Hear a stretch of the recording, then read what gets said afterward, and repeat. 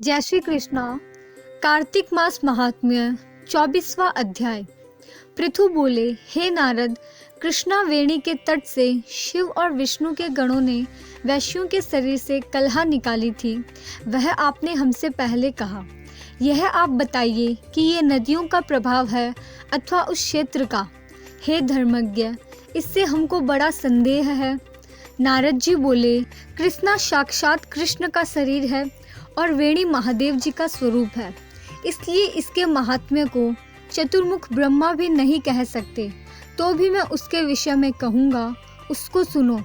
एक बार चाक्षुष संवंतर में ब्रह्मा जी ने सुंदर सहायादि शिखर पर यज्ञ करना चाहा। यज्ञ की सामग्री इकट्ठी करके देवगणों के साथ विष्णु और महादेव को संग लेकर उस शिखर को गए।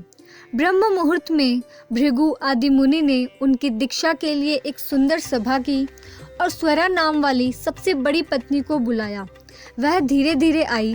तब भृगु ने विष्णु से कहा, हे विष्णु, आपके बुलाने पर भी स्वरा नहीं आई, मुहूर्त बीता जाता है, अब दीक्षा विधि कैसे संपन्न होगी? श्री कृष्ण बोले, जो शीघ्र स्वरा नहीं आती है तो यहाँ गायत्री की दीक्षा कर लेनी चाहिए। क्या इस पवित्र कार्य में यह उनकी स्त्री नहीं है? नारद ने कहा, शिवजी ने विष्णु के वचन को मान लिया।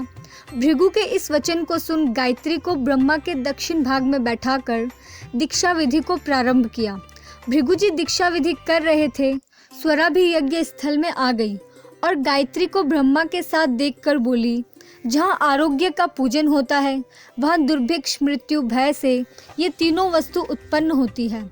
जो यह दक्षिण भाग में मेरे आसन पर बैठी है, इससे ऐसी गुप्त नदी बनेगी जो अदृश्य रहेगी। मेरे आसन पर तुमने दूसरी बैठा दी, सो तुम भी जड़ बनकर नदी हो जाओगे।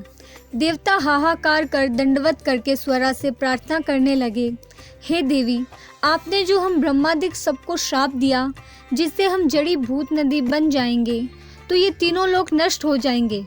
ये श्राप तुमने बिना विचार दे दिया, ये श्राप वापस लो। स्वरा बोली, हे देवताओं, तुमने यज्ञ के आदि में गणेश जी का पूजन नहीं किया, जिससे मेरे क्रोध से ये विघ्न निसंदेह पैदा हुआ। मेरी यह बात सही होगी, झूठ नहीं होगी।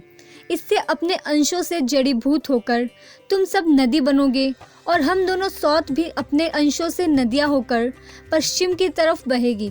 नारद जी बोले, ऐसे स्वरा के वचन सुनकर ब्रह्मा, विष्णु और महेश ये तीनों सब जड़ीभूत होकर अपने अपने अंश से नदी हो गए।